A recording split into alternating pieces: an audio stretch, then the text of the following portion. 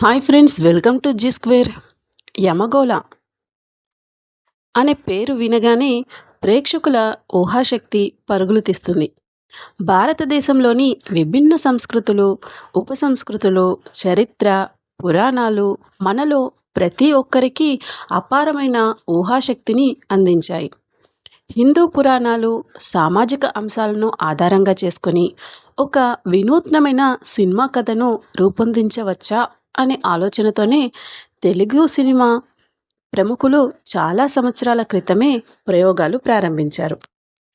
1960లలో దర్శకుడు సి పుల్లయ్య గారు ఒక బెంగాలీ నవలను ఆధారంగా తీసుకొని దేవాంతకుడు చిత్రాన్ని రూపొందించారు. ఇందులో ఎన్టీఆర్ గారు హీరోగా నటించగా ఎస్వి రంగారావు గారు యమధర్మరాజు పాత్ర పోషించారు. ఆ సినిమా విజయంతో యముడు పాత్ర ప్రధానమైన అనేక కథలు వచ్చాయి. అదే సంప్రదాయంలో 1977లో యమగోళ ఆలోచన రూపుదిద్దుకుంది. కథ, స్క్రిప్ట్, టైటిల్ అనేక మంది చేతులు మారిన తర్వాత చివరకు శ్రీ పల్లవి ఫిలిమ్స్ అధినేత ఎస్ వెంకటరత్నం గారి దగ్గరకు వచ్చింది. ఆయన ఈ చిత్రాన్ని నిర్మించడానికి ముందుకు వచ్చారు. అనేక చర్చలు, మార్పుల తర్వాత కథకు తుది రూపం ఇచ్చారు.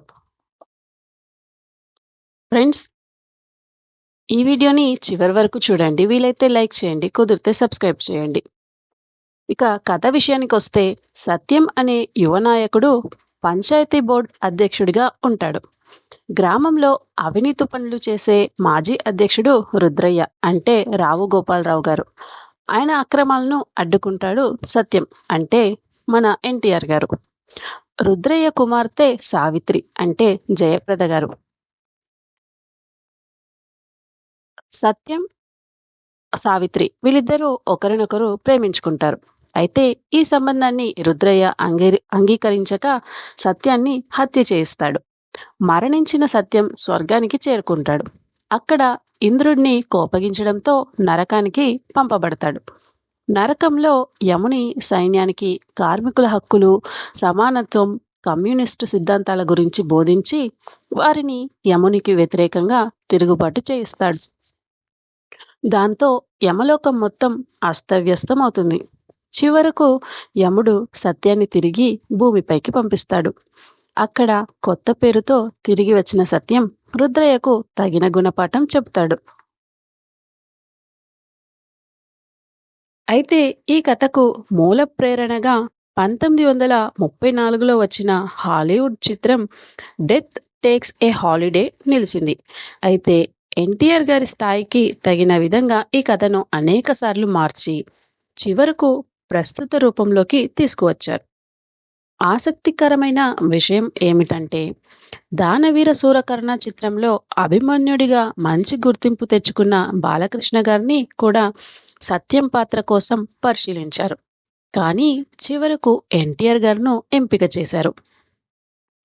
ఈ సినిమాలో కైకాల సత్యనారాయణ గారు పోషించిన యముడు పాత్ర ప్రత్యేక ఆకర్షణగా నిలిచింది.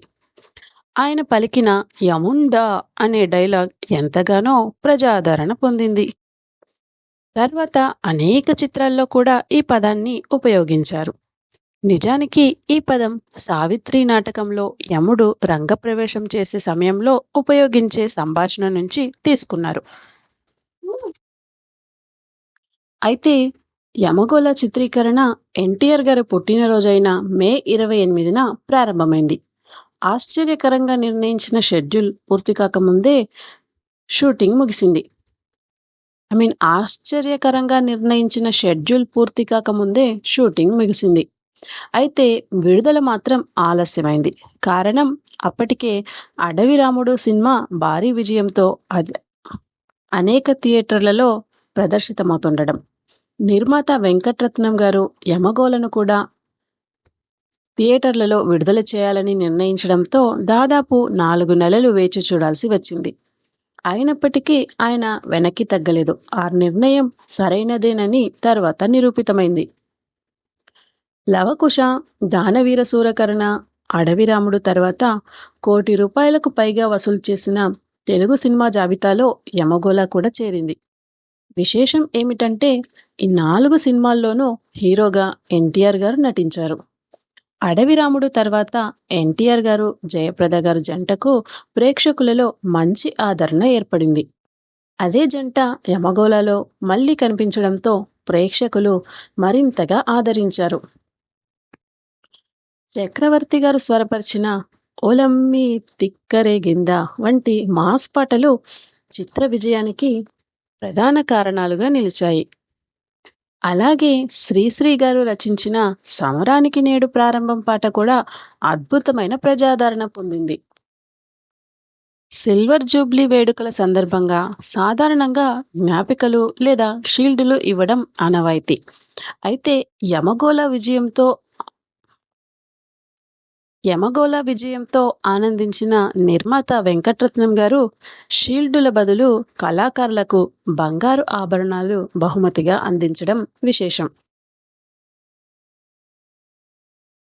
అయితే ఈ సినిమా హిందీలో లోక్ పర్లోక్ పేరుతో జితేంద్ర గారు హీరోగా రీమేక్ చేయబడింది.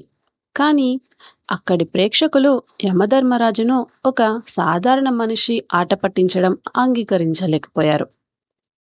అదేవిధంగా తమిళంలో యమనుక్కు యమన్ పేరుతో రూపొందించిన చిత్రంలో శివాజీ గణేశన్ గారు సత్యం పాత్రను, యముడు పాత్రను, 2 పాత్రలు కూడా శివాజీ గణేశన్ గారే చేశారు.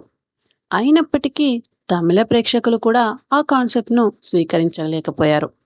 ఫలితంగా 2 భాషల్లోనూ సినిమా ఆశించిన విజయాన్ని సాధించలేకపోయింది.